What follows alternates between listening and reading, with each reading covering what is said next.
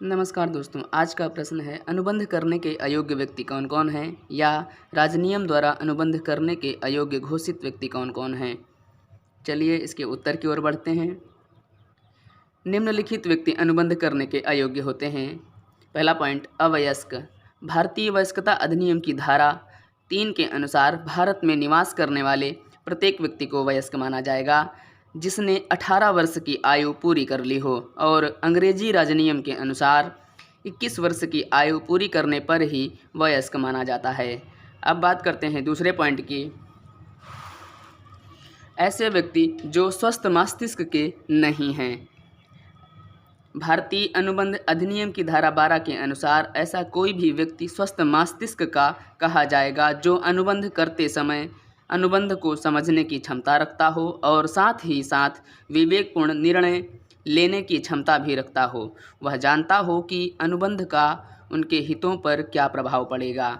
अब बात करते हैं तीसरे पॉइंट की। ऐसे व्यक्ति जो किसी राजनियम के द्वारा अनुबंध करने के अयोग्य घोषित कर दिए गए हों। भारतीय अनुबंध अधिनियम की धारा 11 के अनुसार वे व्यक्ति जो किसी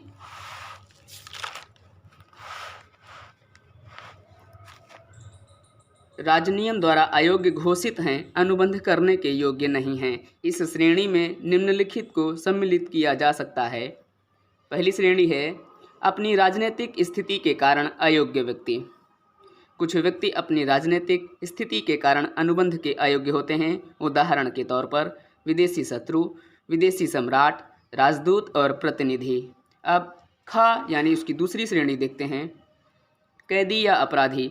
वे व्यक्ति जो किसी भी अपराध के कारण सजा पा चुके हैं। वह व्यक्ति किसी भी तरह का अनुबंध बिना सरकारी आज्ञा के नहीं कर सकते।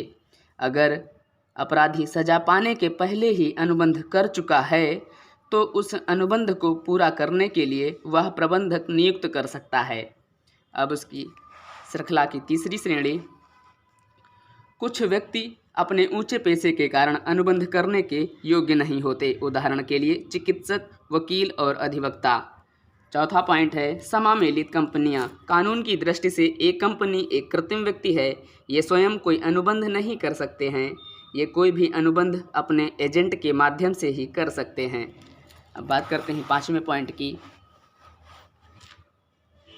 दिवालिया। वह व्यक्ति जो न्यायालय द्वारा दिवालिया घोषित कर दिया गया है वह व्यक्ति अनुबंध के अयोग्य हो जाता है। छठा पॉइंट, भारत का राष्ट्रपति।